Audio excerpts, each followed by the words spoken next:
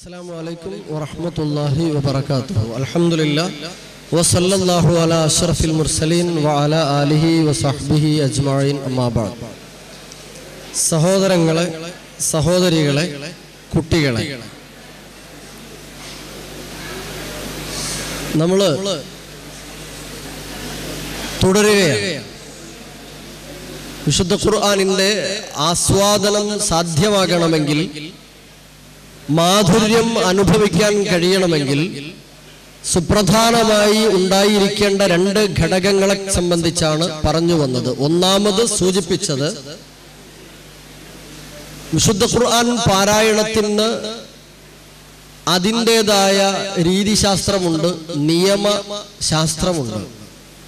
അത് പാരായണം ചെയ്തുകൊണ്ടായിരിക്കണം എന്നതാണ്.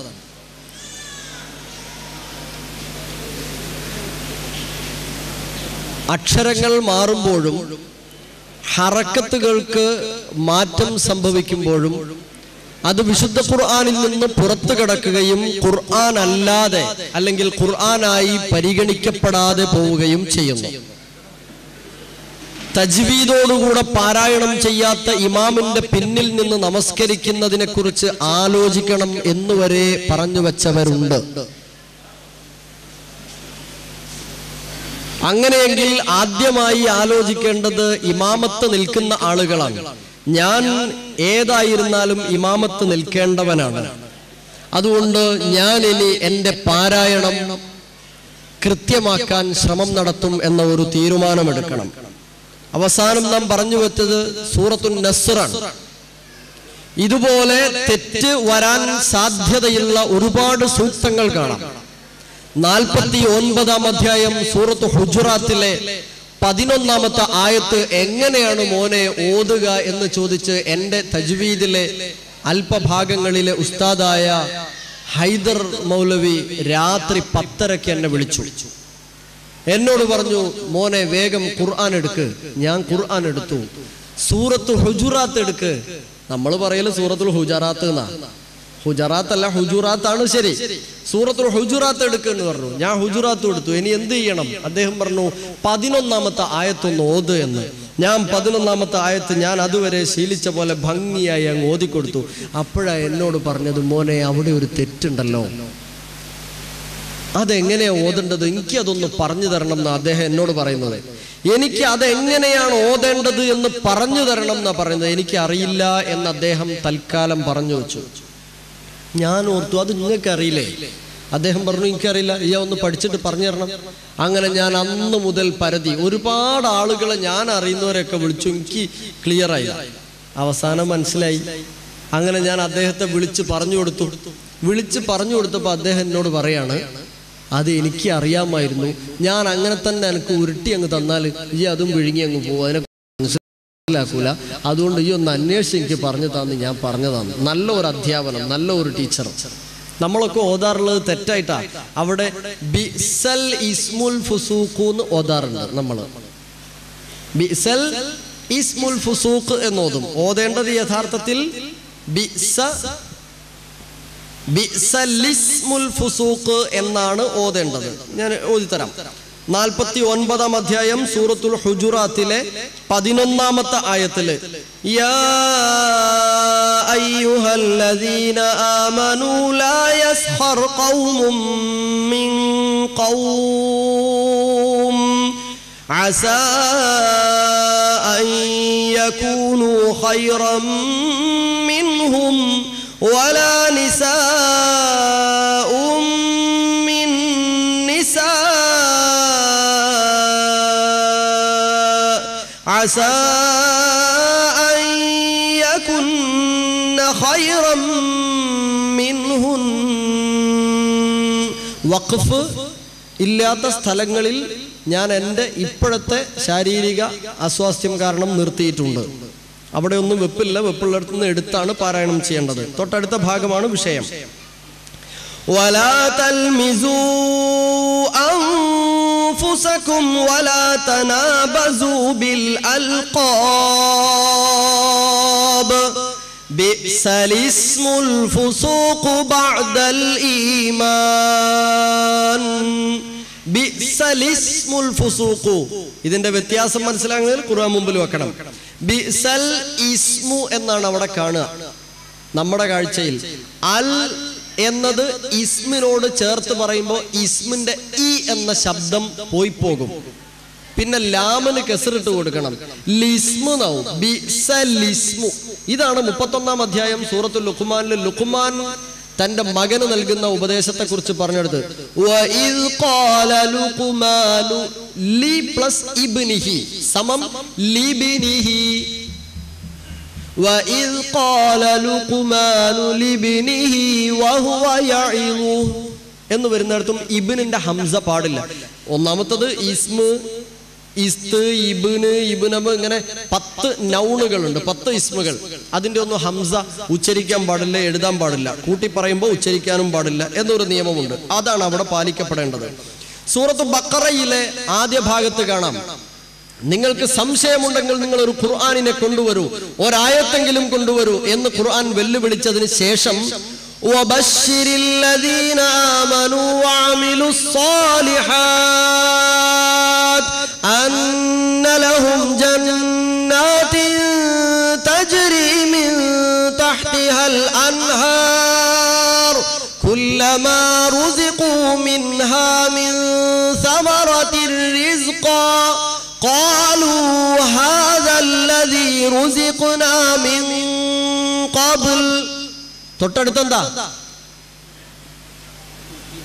അല്ലേ?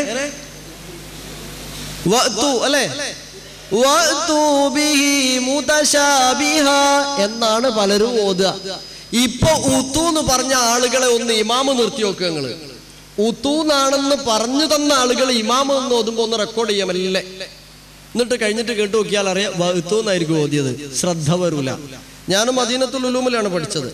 അപ്പൊ അവിടെ പ്രിലി കഴിഞ്ഞ് ഇമാമത്ത് നിൽക്കാൻ ഒരു ചാൻസ് കിട്ടി. നമസ്കരിച്ചപ്പോൾ ഞാൻ ഈ സൂറത്ത് ഓതി. ഞാൻ ഓതിയത് വഅ്തു ബിഹി മുതശാബിഹാന്ന്. അപ്പൊ എൻ്റെ ഒരു നല്ല അധ്യാപകൻ, സ്നേഹനിധിയായ ഒരു അധ്യാപകൻ എന്നോട് പറഞ്ഞു, മോനെ നൗഷാദേ വാ, വഅ്തു നല്ല ഓതേണ്ടത് അവിടെ മജ്ഹൂലാണ്, ഉത്തു എന്നാണ്. പടച്ചോനോട് ഇങ്ങുണ്ട പടച്ചോനെ എന്ന് ആദ്യം പറഞ്ഞു, വഅ്തു ബിഹി ഇങ്ങുണ്ട്.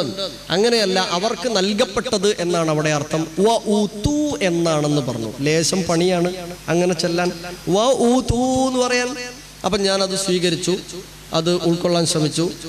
യാദൃശ്ചികമായി മറ്റൊരു ദിവസം ഇമാമ് എന്നത് എന്നെ ഇത് ഓർമ്മപ്പെടുത്തിയ എൻ്റെ അധ്യാപകൻ.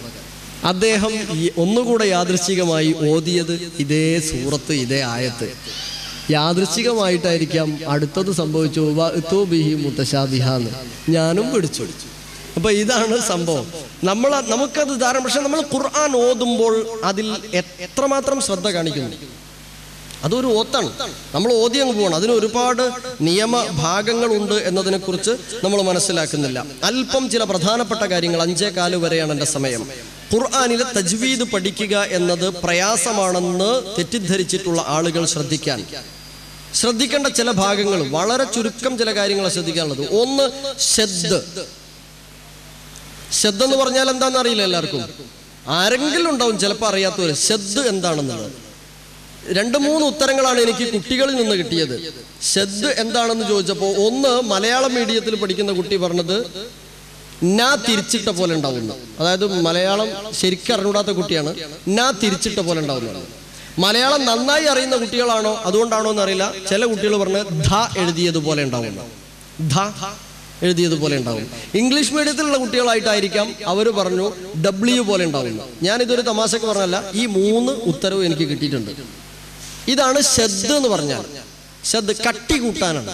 ഇപ്പൊ റബുൻ എന്ന ബാഇന് ശദ്ദിട്ടാൽ റബ്ബുൻ എന്ന് വായിക്കും. ബാഇന് ശദ്ദ് വന്നാൽ. അപ്പൊ ഈ ശദ്ദ് തജ്വീദിൽ വളരെ പ്രധാനപ്പെട്ട ഒരു ഭാഗമാണ്. ഒരു ശദ്ദ് അങ്ങ് പോയാലും വലിയ പ്രശ്നമൊന്നുമില്ല എന്ന് ചിലപ്പോൾ ചിലരൊക്കെ പറയും. അല്ലെ, അങ്ങനെ ചിന്തിച്ചിട്ടുണ്ടാവും. ആലോചിക്കാം. ഞാനൊരു ചോദ്യം ചോദിക്കാം. സൂറത്തുൽ ഫാത്തിഹയിൽ എപ്പോഴും ഞാൻ പല സ്ഥലങ്ങളിലും ചോദിക്കുന്ന ഒരു ചോദ്യമാണ്. സൂറത്തുൽ ഫാത്തിഹയിൽ എത്ര ശദ്ദുണ്ട്? നിങ്ങൾ എണ്ണി നോക്കണം. ഇപ്പോൾ എല്ലാവരും ഫാത്തിഹ ഇങ്ങനെ മനസ്സിലൊന്നും ഇങ്ങനെ ഓതുക. ബിസ്മി ഫാത്തിഹയിൽ പെട്ടതാണ്. അങ്ങനെ 7 ആയത്ത്. ആമീൻ അതിൽ പെട്ടതല്ല, അത് അവിടെ നിൽക്കട്ടെ. അത് പ്രാർത്ഥനാ ശകലമാണ്, അത് അവിടെ നിൽക്കട്ടെ. ബിസ്മി മുതൽ വലദ്ദാലീൻ വരെ ഓതി നോക്കുക. എത്ര ശദ്ദുണ്ട് എന്ന് എണ്ണി നോക്കുക. എന്നിട്ട് ഇപ്പോൾ പറയണം വേഗം. കുടുങ്ങിയോ?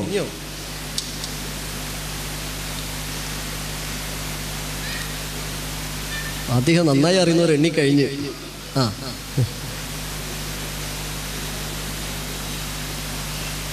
ഓതിണ്ടാവില്ലേ 7 ഓക്കെ.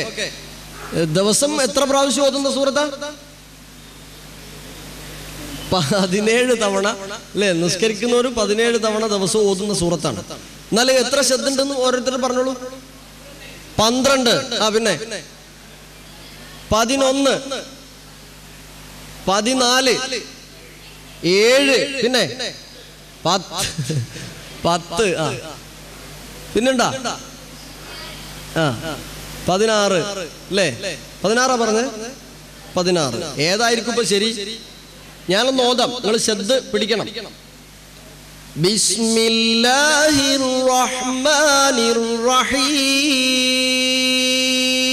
ഇപ്പൊ തന്നെ ചിലര് 5 എന്ന് പറഞ്ഞ ഒരു 6 ആക്കി ഉണ്ടാവും. ശരി, രണ്ടാമത്തെ ആയത്തിലേക്ക് കിടക്കാം. ഞാൻ പിടിക്കുന്നില്ല, നിങ്ങൾ പഠിച്ചോളാം. അൽഹംദുലില്ലാഹി റബ്ബിൽ ആലമീൻ അർറഹ്മാനിർ റഹീം മാലികി യൗമിദ്ദീൻ ഇയ്യാക നഅ്ബുദു വ ഇയ്യാക നസ്തഈൻ ഇഹ്ദിനസ് സിറാത്തൽ മുസ്തഖീം സിറാത്തൽ ലദീന അൻഅംത അലൈഹിം ഗൈറിൽ മഗ്ദൂബി അലൈഹിം വലദ്ദാല്ലീൻ.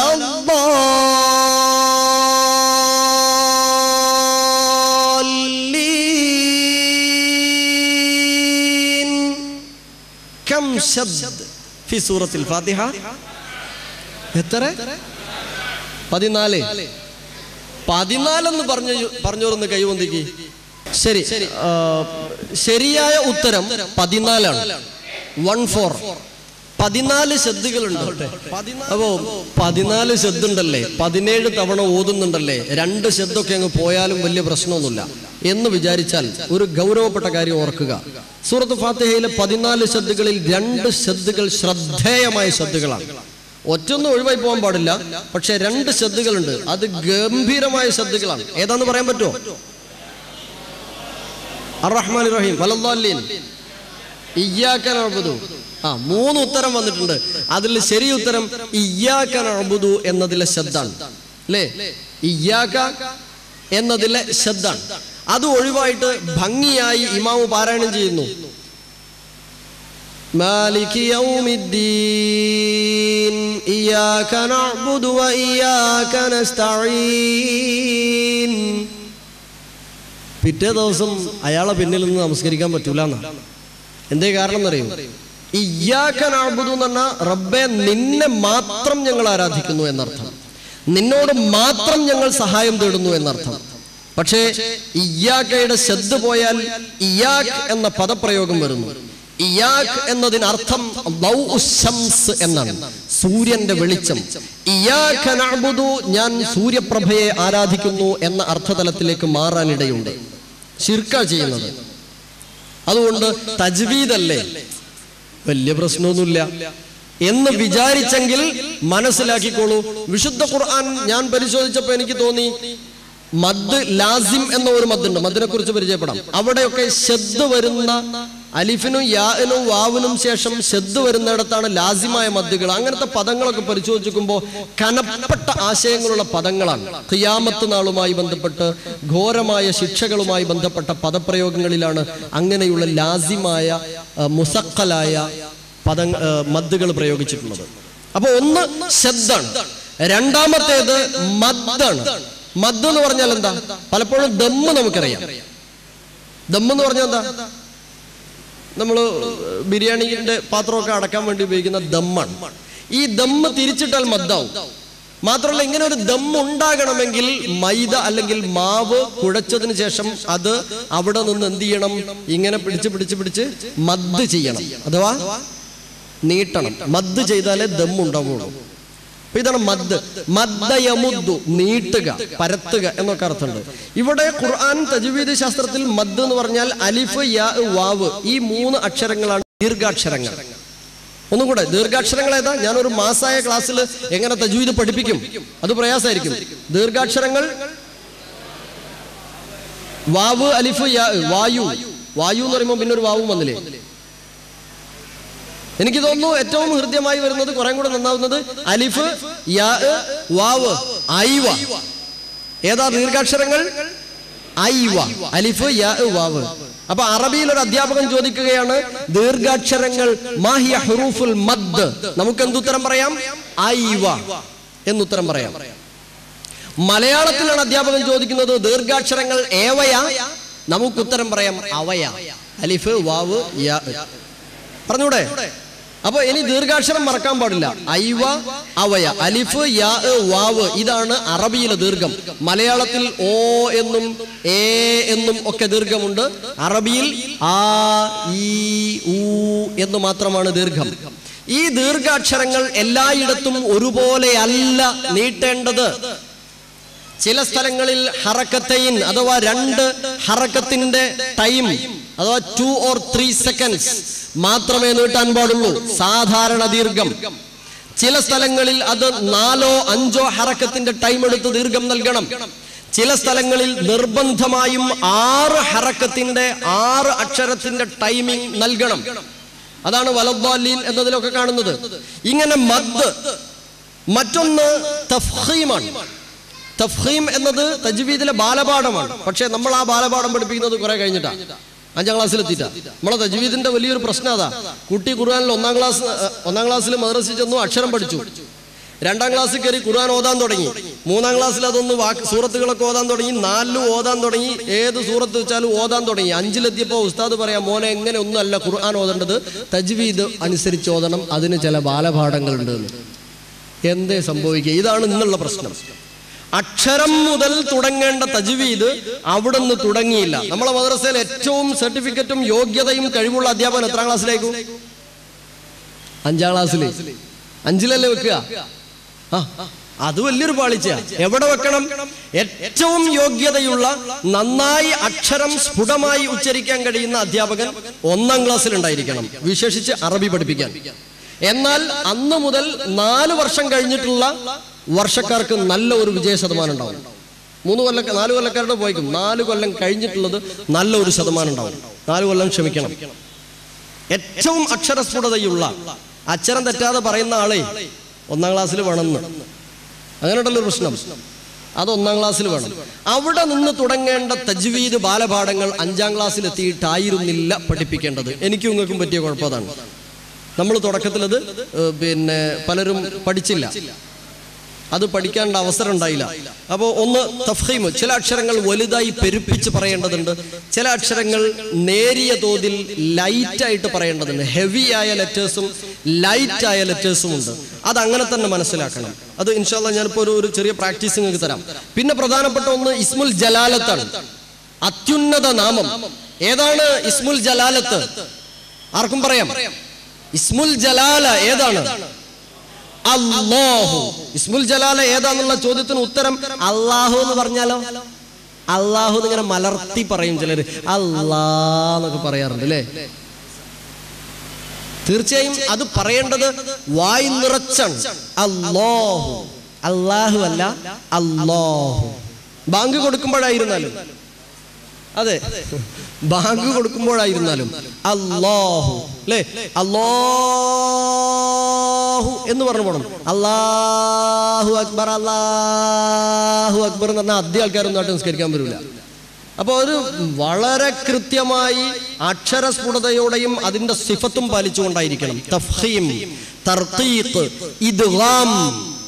ഇദ്ഗാം വളരെ പ്രധാനപ്പെട്ട ഒന്ന്. ഞാൻ ഈ പ്രാവശ്യം എൻ്റെ നാട്ടിലെ പള്ളിയിലേക്ക് ഒരു ഇമാമിനെ ഓദിച്ചൊക്കെ കൊണ്ടുപോയി. അദ്ദേഹത്തിനുള്ള വലിയ ഒരു പ്രശ്നം ഈ ഇദ്ഗാമാണ്, ഗുന്നത്തുൽ ഇദ്ഗാം.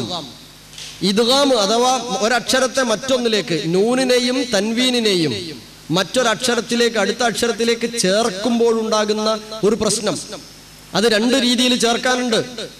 പക്ഷേ ഈ ഇമാം ഓതുന്ന സമയത്ത് ഇപ്പോ പിന്നെ സൂറത്തുൽ ഖാരിയ ഓതിയ സമയത്ത് അൽ ഖാരിയ മൽ ഖാരിയ വമാ അദ്റാക മൽ ഖാരിയ യൗമ യകൂനുൻ നാസു കൽ ഫറാശിൽ മബ്സൂസ് വതകൂനുൽ ജിബാലു കൽ ഇഹ്നിൽ മൗവഫൂസ്. ഒരു വാ അവിടെ കയറി, ഒന്ന് ഭംഗിയാക്കിയതായിരിക്കണം. അല്ലെങ്കിൽ ഇദ്ഗാമിന്റെ ഇഖ്ഫാഇന്റെയും ഇദ്ഗാമിന്റെയും ഭാഗത്ത് അല്പം ചില മാറ്റം സംഭവിച്ചു. മൗവഫൂസ് വാവ് സായിദയായി വരിക വലിയ അപകടം ഉണ്ടാക്കുന്നു. ഇഖ്ലാബ്, ഇഖ്ലാബ് നമ്മൾ പഠിച്ചിട്ടുണ്ട്. നൂനു സാക്കിനത്തിന് ശേഷം ബാ വന്നാൽ നൂനിനെ മാറ്റി എന്താക്കണം? മീമാക്കി മാറ്റണം. അപ്പം നമ്മുടെ വിചാരം എന്നാല് പിന്നെ ഏതാ ഒരു ആയത്ത് അൻബത്ത എന്നത് അമ്പത്ത എന്നാണ് ഓതേണ്ടത് എന്ന് വിചാരിച്ചു.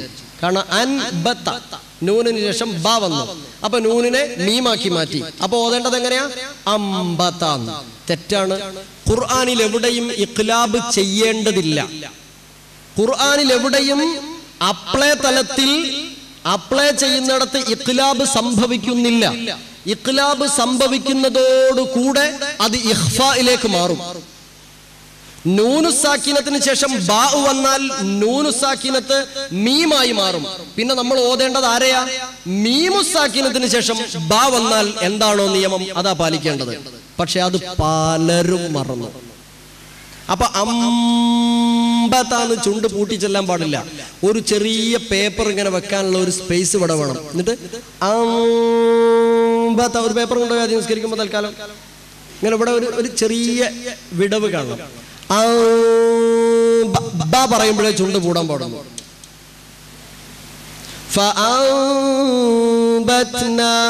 ഇനി നിങ്ങൾ അഫാസിന്റെ ഓത്തൊക്കെ ഒന്ന് കേട്ടു നോക്കണ്ടി. അങ്ങനെ ഉണ്ടാവുക. അഫാസിയാണല്ലോ ഇപ്പോഴത്തെ ട്രെൻഡ്.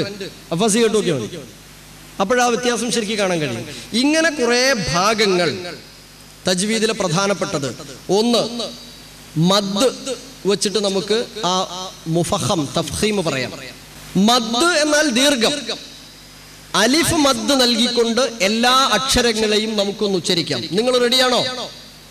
എല്ലാരും ക്ഷീണമകറ്റാം. ഇതൊരു വോയിസ് തെറാപ്പിയായി സ്വീകരിക്കാം. നിങ്ങളൊക്കെ റെഡി, കുട്ടികളും മുതിർന്നവരും അടക്കം. ഞാൻ ഏതായാലും റെഡി.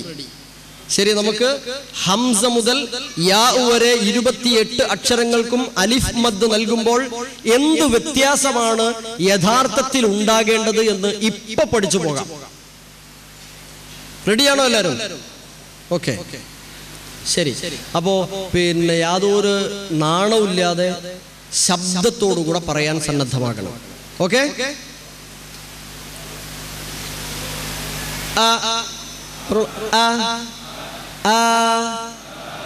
ഒരാമുഖം നൽകാം.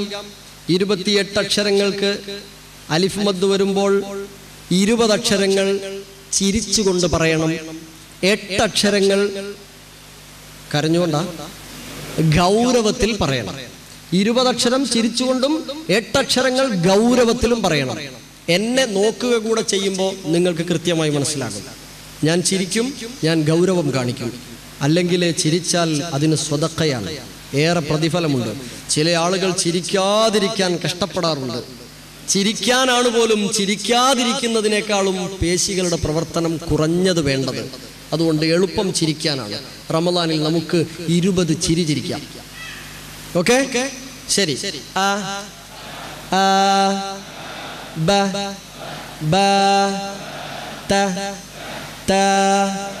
ചിരിച്ചുകൊണ്ടാണ് ഇങ്ങനെ ഇങ്ങനെ വെക്കാം.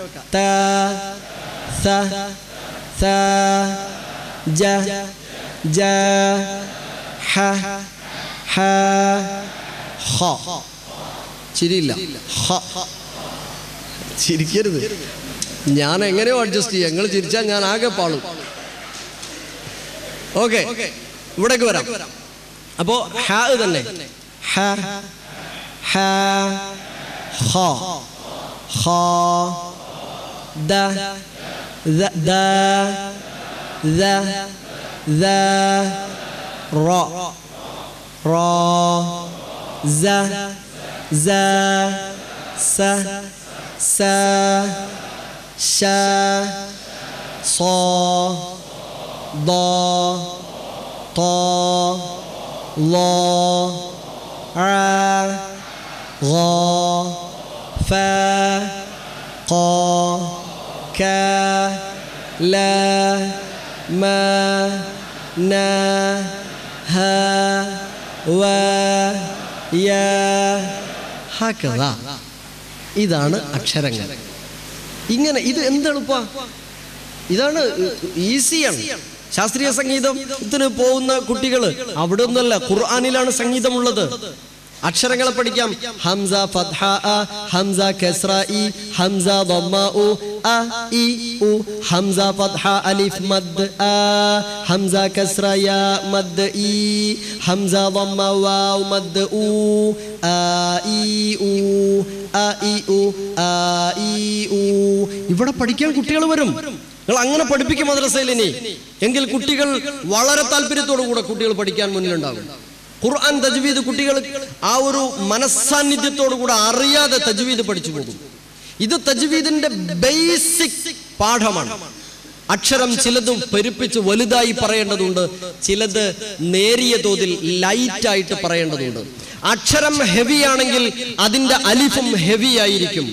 അക്ഷരം ലൈറ്റ് ആണെങ്കിൽ അതിന്റെ അലിഫും ലൈറ്റ് ആയിരിക്കും. സൂറത്ത് മുർസലാത്തിലെ 20 മുതലുള്ള ആയത്തുകളിൽ ശ്രദ്ധേയമായ ചില ഭാഗമുണ്ട്. ഒന്ന്, അലം നജ്അലിൽ അർദ കിഫാതാ അഹ്യാഅൻ വ അംവാതാ വജഅൽനാ ഫീഹാ റവാസിയ ശാമിഖാതിൻ വഅസ്ഖൈനാകും മാഅൻ ഫുറാതാ.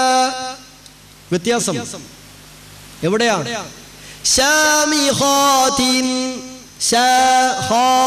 ഷീനിനും അലിഫ് തന്നെ, ഖാഇനും അലിഫ് തന്നെ. നമ്മളെ പഴയ ഓത്ത് വജഅൽനാ ഫീഹാ റവാസിയ ശാമിഖാതിൻ, ഷാമിഖ ഷാഖ ഒക്കെ ഒരേപോലെ അല്ല. ആ അലിഫിന് അക്ഷരത്തിന്റെ സ്വഭാവം അലിഫിനും നൽകപ്പെടണം. ശാമിഖാതിൻ വഅസ്ഖൈനാകും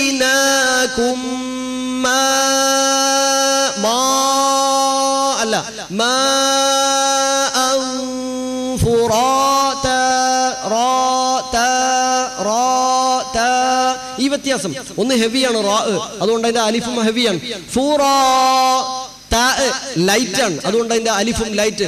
ഫുറാതാ ഫുറാതാ വഅമിലുസ് സാലിഹാതി, സാലിഹാതി എന്നല്ല, എല്ലാം വളരെ എത്രമാത്രം ഹൃദ്യമായിരിക്കും തജ്വീദ് പാരായണം ചെയ്തുകൊണ്ട് പാരായണം ചെയ്യുമ്പോഴുള്ള വ്യത്യാസം.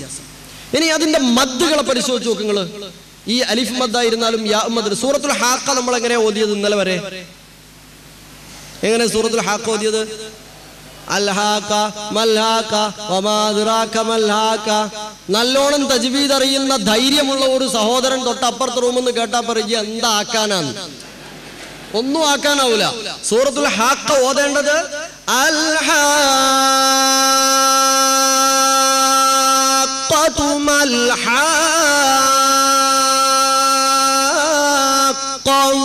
വമാ അദ്റാക മൽഹാഖ എന്ന് ദീർഘമായി, അഥവാ 3 സ്ഥലങ്ങളിലും 3 × 6 3 6 18. പിന്നെ ആ 3 ആയത്തുകളിൽ എത്ര അക്ഷരമുണ്ടോ 18 പ്ലസ് അത്രയും അക്ഷരങ്ങളുടെ സമയം വേണം. 3 ആയത്തും കൂടെ ഓതിയാൽ താഴത്തെ ഒരു ആംബുലൻസും നല്ലതായിരിക്കും. നമ്മളെ മഗ്‌രിബ് നിസ്കാരത്തിനൊക്കെ ഈ 3 ആയത്ത് മതി, സമയമുണ്ട്. അതുകൊണ്ട് എൻ്റെ പ്രിയപ്പെട്ട സഹോദരീ സഹോദരങ്ങളോടും മുതിർന്ന രക്ഷിതാക്കളോടും എനിക്ക് ആവശ്യപ്പെടാനുള്ളത്, നേരമുള്ളപ്പോൾ ഓതാനിരുന്നാൽ മതി. നേരമില്ല ഞാനൊന്ന് ഓതട്ടെ എന്ന് പറഞ്ഞു ഓടിപ്പോയി ഓടിത്തീർത്ത് ഓടിപ്പോവരുത്. ഇത് ഓത്തല്ല. അങ്ങനെ പാരായണം ചെയ്യാൻ പാടില്ല. സമയമുള്ളപ്പോൾ സമയമെടുത്ത് ഭംഗിയായി പാരായണം ചെയ്യണം. യാസീൻ എങ്ങനെ നമ്മൾ ഓതിയത് ഇന്നലെ വരെ? യാസീൻ അങ്ങനെ ഓതിയത്. നമ്മളെ ക്ലാസ്സിലെ ഒരു പഠിതാവ് കോഴിക്കോട് മൊയ്തീൻ പള്ളിയിലെ തജ്വീദ് അനുസരിച്ചാണ് അവിടുത്തെ ലേണിംഗ് ക്ലാസ്, തിങ്കളാഴ്ചയും വെള്ളിയാഴ്ചയും. ഇപ്പൊ 4 വർഷമായി തുടർന്നു പോരുന്നു. അവിടെ പഠിച്ചുകൊണ്ടിരിക്കുന്ന ഒരു പഠിതാവ് അദ്ദേഹം ഒരു വർഷത്തിന് ശേഷം വീട്ടിൽ നിന്ന് യാസീൻ സൂറത്ത് എടുക്കുന്ന സമയത്ത് യാസീൻ ഇങ്ങനെ ഓതുക, സാവകാശം ഓതുക.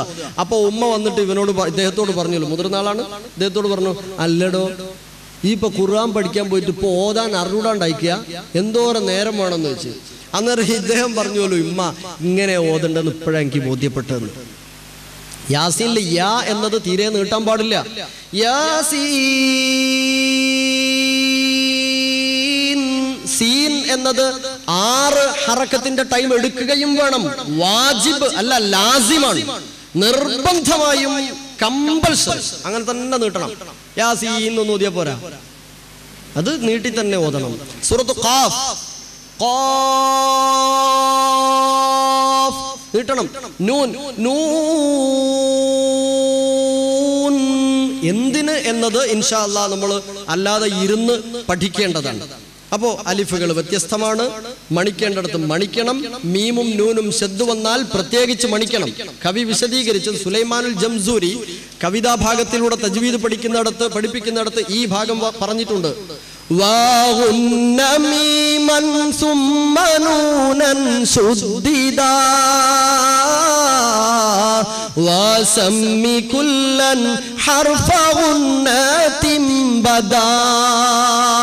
നൂനും മീമും ശബ്ദ് വന്നാൽ മറ്റക്ഷരങ്ങൾക്ക് ശബ്ദ് വരുമ്പോൾ ഉച്ചരിക്കുന്നത് പോലെ ഡബിൾ ആക്കിയാൽ പോരാ, അത്ര കൂടെ സമയമെടുത്ത് മണിക്കണം. അപ്പോ സൂറത്തുൽ ഇൻസാൻ അഥവാ സൂറത്തുൽ ദഹ്റിലെ ആദ്യ ഭാഗത്തുള്ള ആയത്തുണ്ട്, ഇന്നാ ഹദൈനാഹു സബീല ഇമ്മാ, അല്ലേ? അവിടെ എങ്ങനെ നമ്മൾ ചെല്ലേണ്ടത്, നമ്മൾ ഓതാറുള്ളത് എങ്ങനെ? ഇന്നാ ഹദൈനാഹു സബീല ഇമ്മാ ശാകിറൻ വ ഇമ്മാ കഫൂറ. അതും കഴിഞ്ഞിട്ട് ഉമ്മാ നമ്മൾ വിളിക്കുകയും ചെയ്യും. രണ്ടും ഒരുപോലെയാ, രണ്ടും ഒരുപോലെ. ഇമ്മാന്ന് വിളിക്കുന്നതും ഇമ്മാ ശാകിറെന്ന് ഖുർആൻ ഒന്നും ഒരുപോലെ. ഒരിക്കലും സമപ്പെടുത്താൻ സാധ്യമല്ല. ഓതേണ്ടത് എങ്ങനെയാ? ഇന്നാ ഹദൈനാഹു സബീല ഇമ്മാ ശാകിറൻ വ ഇമ്മാ കഫൂറ. ഇങ്ങനെ തന്നെ പാരായണം ചെയ്യണം, മണിക്കാം. അല്പം കൂടെ തരിപ്പിച്ചുകൊണ്ട് പാരായണം ചെയ്യാം, അല്പം കൂടെ മണിച്ചുകൊണ്ട് പാരായണം ചെയ്യാം. നൂന് മീമ് ഓർത്തു വെക്കാൻ എളുപ്പമല്ലേ? ഓർത്തു വെച്ചൂടെ? ഞാൻ പറഞ്ഞതൊക്കെ നിങ്ങൾ മറന്നുപോയോ? മാഹിയ ഹുറൂഫുൽ മദ്. ഐവ ഏതൊക്കെയാ മണിക്കേണ്ട രണ്ടക്ഷരങ്ങൾ? നൂനും മീമും ശബ്ദ് വരുമ്പോൾ. നൂനും മീമും മണിക്കണ്ട. എപ്പോഴാണ് മണിക്കേണ്ടത്? ശബ്ദ് വരുമ്പോൾ. മദ്ദുകൾ നാം വിശദീകരിച്ചു. ഞാൻ എൻ്റെ സംസാരം അവസാനിപ്പിക്കുകയാണ്. ഏതായിരുന്നാലും പിന്നെ ഒന്നാമത്തെ ഭാഗമാണ് ഞാൻ പറഞ്ഞ് അവസാനിപ്പിച്ചിട്ടുള്ളത്. എൻ്റെ സമയം 5:15 2 മിനിറ്റൂടെ ഉള്ളത്. എൻ്റെ രണ്ടാമത്തെ ഘടകം എന്തായിരുന്നു? നമ്മൾ ഖുർആൻ ആസ്വാദിതമാകാൻ 2 ഘടകം പറഞ്ഞതിൽ രണ്ടാമത്തേത് അർത്ഥതലം, ആശയതലം മനസ്സിലാവുക. ഞാൻ ആ ഭാഗത്തേക്ക് അധികം കടക്കേണ്ടതില്ല. സൂറത്തുൽ മുർസലാത്തിൽ ഒരു വചനം ഞാൻ പാരായണം ചെയ്തു നേരത്തെ, അതൊന്നുകൂടെ പാരായണം ചെയ്യാം. അലം നജ്അലിൽ അർദ കിഫാതൻ അഹ്യാഅൻ വ അംവാതാ വജഅൽനാ ഫീഹാ റവാസിയ ശാമിഖാതിൻ വഅസ്ഖൈനാകും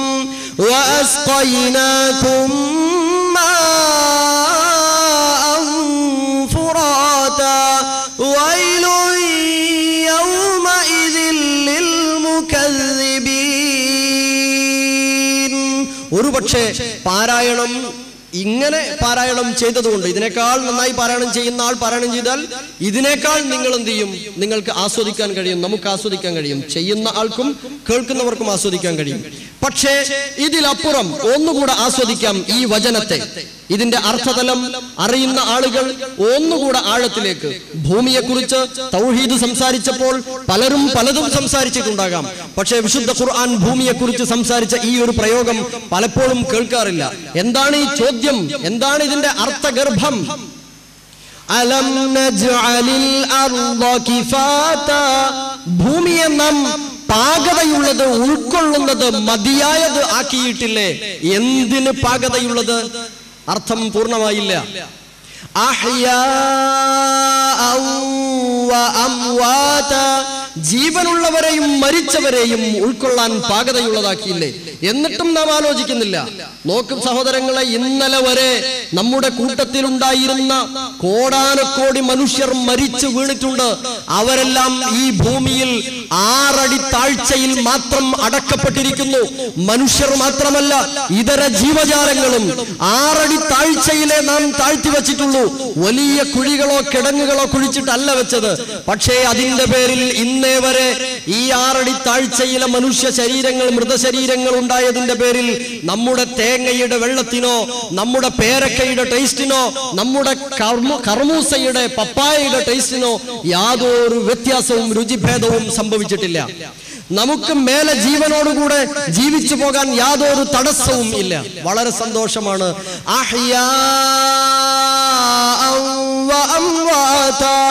ജീവനുള്ളവരെയും മരിച്ചവരെയും ഉൾക്കൊള്ളാൻ ഒരേപോലെ പാകതയുള്ളതായി ഈ ഭൂമിയെ സംവിധാനിച്ചിട്ടില്ലേ എന്ന ചോദ്യം ആശയതലത്തിൽ കേൾക്കുമ്പോൾ, അത് അർത്ഥമറിയുന്നതോടൊപ്പം തജ്വീദോടുകൂടെ കേൾക്കുമ്പോൾ എത്ര ഹൃദ്യമായിരിക്കും. ഒരു പഠിതാവ് ഉംറക്ക് പോയിട്ട് അവിടെ നിന്ന് ഇടവേള കിട്ടിയപ്പോ വിളിച്ചിട്ട് പറഞ്ഞു, ഉസ്താദെ നിങ്ങളോടൊരു ശുക്ർ ചെയ്യാനാ ഞാൻ വിളിച്ചത്. ഞാൻ ചോദിച്ചു, എന്നോട് ശുക്ർ ചെയ്യാൻ നിങ്ങൾ ഇവിടെ നിന്ന് അവിടെ പോയതോ? അപ്പോഴദ്ദേഹം പറഞ്ഞ മറുപടി, അല്ല, അത് പറഞ്ഞാലേ എനിക്ക് സമാധാനാവും. നമ്മൾ അവിടുന്ന് പഠിച്ച ആ 3ാം ഇയറിന്റെ സൂറത്തുകൾ ഉണ്ടല്ലോ, ഖാഫ്, നജ്മ്, റഹ്മാൻ, ഹുജുറാത്ത്, ഈ സൂറത്തുകൾ ഞാൻ പഠിച്ചതൊക്കെ ഇവിടെ ഇമാം ഓതി ഹറമില്. എനിക്ക് അർത്ഥവും അറിയാം. ഇമാമിന്റെ ആ ഓത്തും എനിക്ക് വല്ലാതെ കരച്ചിലും ഹൃദ്യതയും അനുഭവപ്പെട്ടു എന്ന്. എനിക്ക് അർത്ഥം അറിഞ്ഞൂടാത്തതാണെങ്കിൽ ഇത്ര മനസ്സിലാവൂലായിരുന്നു എന്ന്. നോക്കൂ നിങ്ങൾ, ഈ 2 തലങ്ങൾ, തജ്വീദും അർത്ഥതലവും. സഹോദരങ്ങളെ, ഞാൻ അവസാനിപ്പിക്കാം. സഹോദരന്റെ സമയമാണ് ഞാൻ ഇപ്പോൾ അപഹരിക്കുന്നത്. 1 മിനിറ്റ് അപഹരിച്ചു, 2 മിനിറ്റും കൂടി ഞാൻ എടുക്കും. പിന്നെ സൂറത്തുർ റഹ്മാൻ 55-ാം അധ്യായം, സൂറത്തുർ റഹ്മാനിലെ 31 പ്രാവശ്യം ആവർത്തിച്ചു വരുന്ന ഒരു സൂക്തമുണ്ട്. ഏതാണത്? فبأي آلاء ربكما تكذبان. 31 ആയത്തും കൂടെ റഹ്മാൻ ഒന്നാകെ ഒരൊറ്റ റക്അത്തിൽ തറാവീഹിന് ഇമാം ഓതിയിട്ട് ഇന്നേ വരെ ദുനിയാവിൽ ഒരൊറ്റ മാമൂമും പോയി പറഞ്ഞിട്ടില്ല. ഒരായത്ത് ഓതി ഓതി ഓതി ഓതി മനുഷ്യനെ എടങ്ങറാക്കി കേട്ടുമടുത്തുന്ന ഒരൊറ്റ മാമൂമും പറഞ്ഞില്ല. ആരാ പറഞ്ഞോ? പറയില്ല. എന്തേ കാരണം? അത് ഇതിന്റെ പാരായണ വശ്യത ഒന്ന്. രണ്ടാമത്തേത്, ഈ 31 പ്രാവശ്യവും പറഞ്ഞതിന്റെ മേലെ മേലെ ചില പ്രകൃതി പ്രതിഭാസങ്ങളെ, അത്ഭുത പ്രതിഭാസങ്ങളെ ഉദ്ധരിച്ചിട്ടുണ്ട്. മറജൽ ബഹ്റൈനി യൽതഖിയാൻ ബൈനഹുമാ ബർസഖുൻ ലാ യബ്ഗിയാൻ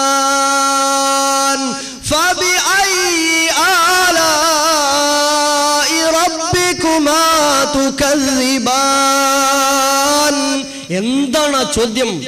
മറജൽ ബഹ്റൈൻ, ഭൂമിക്കടിയിലൂടെ സമുദ്രത്തെ അള്ളാഹു പറഞ്ഞയച്ചിരിക്കുന്നു. 2 സമുദ്രങ്ങൾ അതിങ്ങനെ ഒഴുകിക്കൊണ്ടിരിക്കുകയാണ്. അതിൽ 2 തരം ജലമുണ്ട്.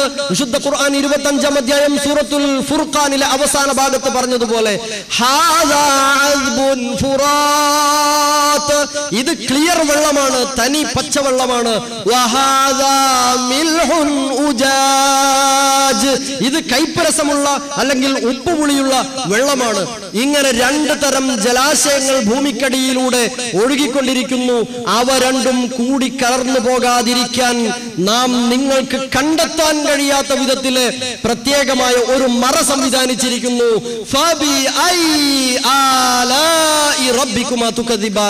ഇനിയും എന്തേ അള്ളാഹുവിന്റെ ഏതേത് അനുഗ്രഹങ്ങളെയാണ് കൂട്ടരെ നിങ്ങൾ തള്ളിപ്പറയുന്നത് എന്നാണ് വിശുദ്ധ ഖുർആനിന്റെ ചോദ്യം. അതുകൊണ്ട് ആർക്കും മടുപ്പുളവാകുന്നില്ല. സഹോദരങ്ങളെ, സൂറത്തുൽ വാഖിയ 56-ാം അധ്യായത്തിൽ 4 ചോദ്യങ്ങളുണ്ട്. ആ 4 ചോദ്യം ഭംഗിയായി ഇമാം പാരായണം ചെയ്യുമ്പോൾ പകുതി 50% നമ്മൾ ആസ്വദിക്കും. പക്ഷേ അതിന്റെ അർത്ഥം കൂടെ മനസ്സിലാകുമ്പോൾ 100% ആസ്വദിക്കാൻ കഴിയും. ഏതെന്നല്ലേ ആ വചനം? ഖുർആൻ ലേണിംഗ് പഠിതാക്കളായ നിങ്ങളിൽ പലർക്കും അത് പറഞ്ഞു തരേണ്ടതില്ല. എങ്കിലും ആ വചനങ്ങൾ മാത്രം പറഞ്ഞ് ഞാൻ അവസാനിപ്പിക്കാം. വചനങ്ങൾ: അഫറഅയ്തും മാ തുംനൂൻ, പാരായണത്തിന്റെ ആസ്വാദനം മാത്രമാണ് ഇപ്പോൾ ലഭിച്ചത്. ഇനി അതിന്റെ അർത്ഥം, നിങ്ങൾ ഓരോരുത്തരും ശ്രവിച്ചുകൊണ്ടിരിക്കുന്ന ഇന്ദ്രിയത്തെ കുറിച്ച് നിങ്ങൾ ആരെങ്കിലും ആലോചിച്ചിട്ടുണ്ടോ? എന്നിട്ട് ചോദ്യം എന്താണെന്നറിയോ? അഅൻതും തഖ്ലുഖൂനഹു അം നഹ്നുൽ ഖാലിഖൂൻ? നിങ്ങളാണോ അത് സൃഷ്ടിക്കുന്നത്, അതല്ല നാമാണോ? ആലോചിച്ചാൽ ഉത്തരം പറയും, ഞങ്ങളല്ല പടച്ചോനെ എന്ന്. ചോദ്യമാണ്. സത്യനിഷേധികളായ ആളുകളുടെ മുമ്പിൽ പടച്ചോൻ വെക്കുന്ന സൂറത്ത് വാഖിയയിലെ 4 ചോദ്യങ്ങളിൽ ഒന്നാണ്.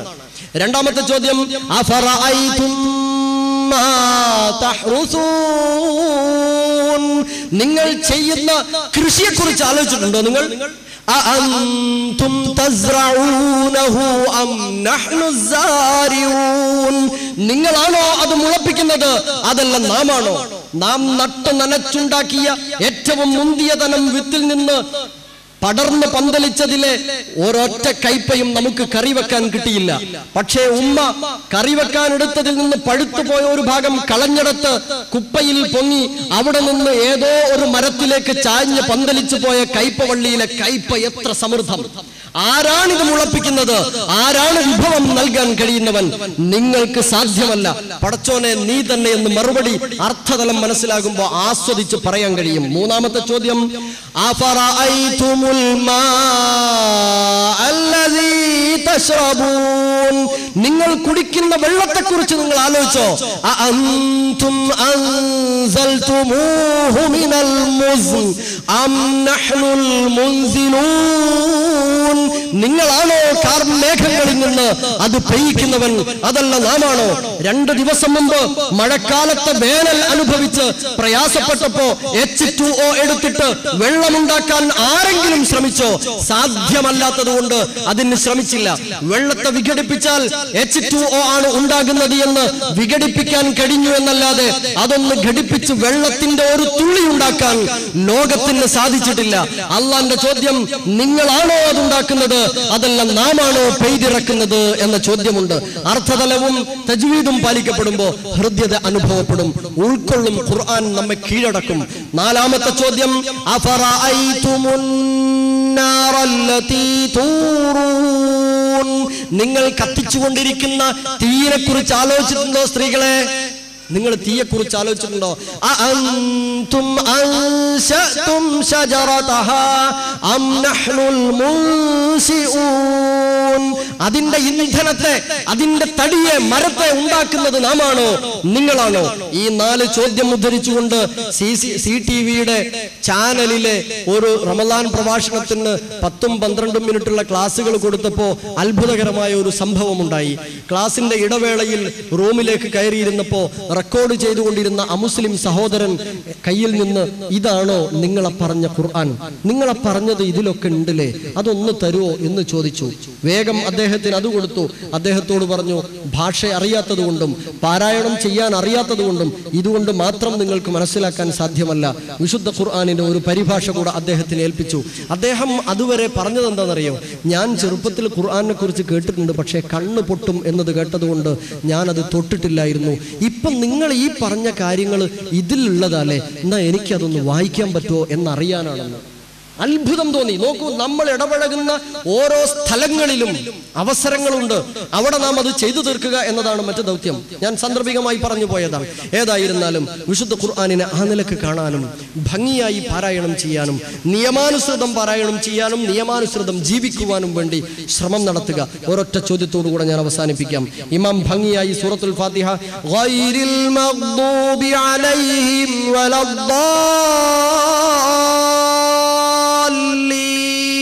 ഒന്ന് ആമീൻ പറയൂ. ഇമാം പറഞ്ഞ പോലെ ഭംഗിയായിട്ട് ഇന്നത്തോടെ നിർത്തണം. ആമീൻ. അതാണ് ശരി. അതുകൊണ്ടാ അദ്ദേഹം ഉറക്ക പറയാത്തത്. നമ്മളൊക്കെ ഇമാം എങ്ങനെയാണോ വലദ്ദാലിൻ ചെന്നത് അതിനോട് ഒപ്പിച്ചൊരു ആമീനുണ്ട്. ഞങ്ങൾ മദീനത്തുലും ഒരു തമാശ അറിയാനുണ്ടായിരുന്നു. ഇമാം എങ്ങാനും ഓതിയ ആമൂന്ന് മമ്മൂങ്ങൾ ചെല്ലുന്നു. കാരണം ഓർഫനേജും കൂടെ ഉള്ള സ്ഥലമാണ്. എന്ത് തമാശ ഒപ്പിക്കാൻ പറ്റുമോ അതൊക്കെ ഒപ്പിക്കേണ്ട സ്ഥലമാണ്. അങ്ങനെയായിരുന്നു. പക്ഷേ ചെയ്യേണ്ടത് എന്ന് 6 മാത്രം നീട്ടിയിട്ട് ഓതണം. ബാ എന്നത് 6 ഹറക്കത്ത് ടൈമിംഗ് കൊടുക്കണം. ആമീൻ എന്നത് മീമിന് ശബ്ദില്ല, അതുകൊണ്ട് ആ എന്നത് 2 ആന, ആട്, ഓല എന്നൊക്കെ പറയുന്ന ദീർഘമേ പാടുള്ളൂ. ആമീൻ മീൻ എന്നത് 6 വരെ ആകാം. 6 ഇനി അത് പ്രവാചകൻ നീട്ടാതെയും ഓതിയിട്ടുണ്ടെന്നാ. ആ എന്നത് നീട്ടിയിട്ടില്ല. ഞാൻ അവസാനിപ്പിക്കുന്നു.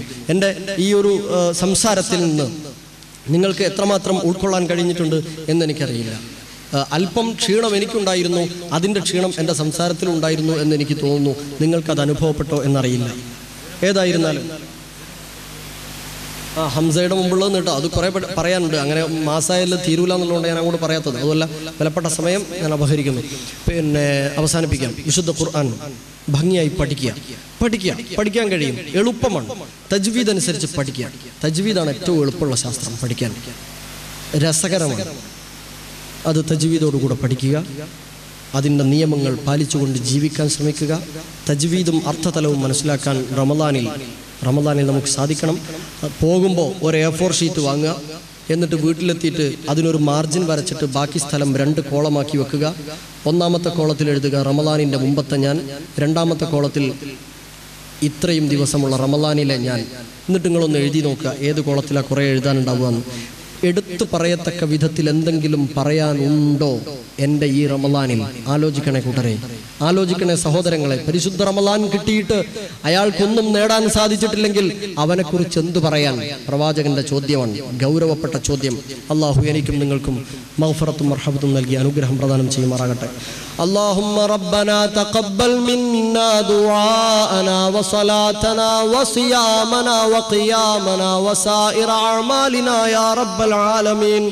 ربنا تقبل منا دعاءنا وصلاتنا وصيامنا وقيامنا وقراءتنا ودراستنا القرآن وصدقاتنا وسائر أعمالنا يا رب العالمين. ربنا هب لنا من لدنك رحمة وهيئ لنا من أمرنا رشدا. ربنا اجعل القرآن إماما لنا. اللهم اجعل القرآن إماما لنا. اللهم اجعل القرآن شاهدا لنا ولا شاهدا علينا. اللهم اجعل القرآن شاهدا لنا ولا شاهدا علينا. اللهم اجعل الصيام والقرآن شفيعان لنا في يوم القيامة لعيوب أعمالنا يا رب العالمين. ربنا آتنا في الدنيا حسنة وفي الآخرة حسنة وقنا عذاب النار. آمين آمين آمين برحمتك يا أرحم الراحمين. وصلى الله على أشرف المرسلين وعلى آله وصحبه أجمعين. السلام عليكم ورحمة الله وبركاته.